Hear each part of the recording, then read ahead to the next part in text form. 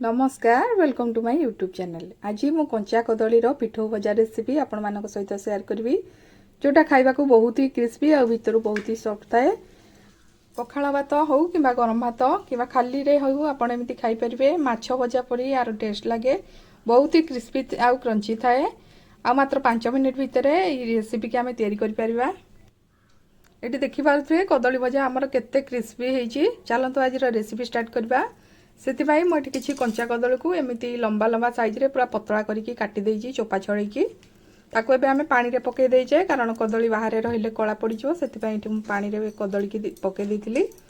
एबे गोटे बड़ प्लेट रे से कदली को आमे बाहर करिकी नै जिबा।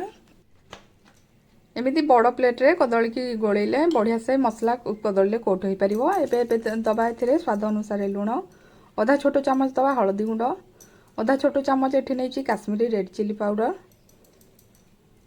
आधा चामच दवा गरम मसला। बहुत ही चटपटा और क्रंची फ्लेवर आसे कदली भजारे। एठी अदा रसुण और कंचा लंकार छेचा को गोटे बड़ चामच एठी नै जाइची। गोटे बड़ चामच एठी मु बेसन नैची।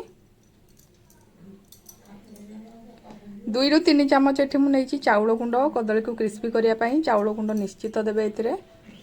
गोटे बड़ चामच नहीं धला राशि टिके तार लुक भल देखा पई अल्प अल्प पानी देकी हाथ रे ता ऊपर जमती कदली आमर कदली ऊपर जमती मसलार कोट हम से पानी दबा। जमालू भी बेसी पानी दबानी कि पतला करवानी ताकू। एबे हल्का हाथ रे कदली को गोली नवा। एठी कदली की बढ़िया से आमे गोली नैचे मसला सहित ताकू एबे 10 ରୁ 15 मिनिट पर्यंत छाड़ी दबा जमती मसलार फ्लेवर आमर कदली भितर आसी जाए। तापरे ताकू आमे भाजीबा को जिबा। गोटे कड़ाई रे एठी मु 2-3 चामच सोरिष तेल नैची। सोरिष तेल रे कदली भजा को भाजीबा बहुत ही बढ़िया टेस्ट लगे। तेल को चारिआडे स्प्रेड कर दबा। गैस फ्लेम हाई रखी कि आमे कदली को दे दबा। कदली को पकई साला परे गैस फ्लेम बिल्कुल लो रखिबे जेमती कदली आमर भीतर पर्यंत सिझिबो आ क्रिस्पी हबो। एटी देखि पारथुवे मु कदली को दे साइला परे गैस फ्लेम पूरा लो कर देबी। एबे ताकू कवर बंद करके सिझिया पई 4 ରୁ 5 मिनिट पर्यंत लो फ्लेम रे छाड़ी नवा। कदली ऊपर एथिरे एबे किछि मसला दे दउची जो मसला हमें गोळैतिले।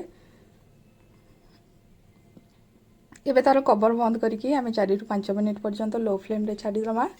5 मिनिट परे एठी कवर खोलला बेले को देखि पारथुवे कदली केते बढ़िया से हमर भाजी जाईची। गोटे साइड बहुत बढ़िया से गोल्डन ब्राउन होगी भाजी होगी। एबे ताकू आमे साइड चेंज करिया।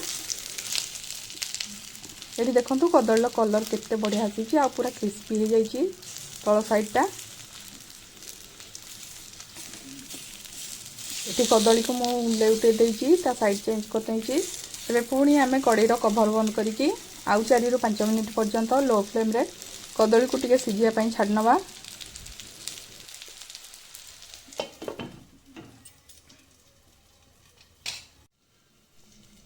एबे 5 मिनिट पर एठी मु कवर खोलिकी देखुची कदली दुई साइड रो बहुत बढ़िया से क्रिस्पी होई कि हमर भाजी हो गलानी। देखि पारते केते सुंदर कलर आसीची। पखाल भात हो कि गरम भात हो बहुत ही क्रिस्पी कदली भजा हमर एठी रेडी हो जाईची। सबुथिरे खाइबा पई एटा बहुत बढ़िया लगे। निश्चय आपण थरे एमती कदली भजा ट्राई करंतु बहुत ही बढ़िया लगे।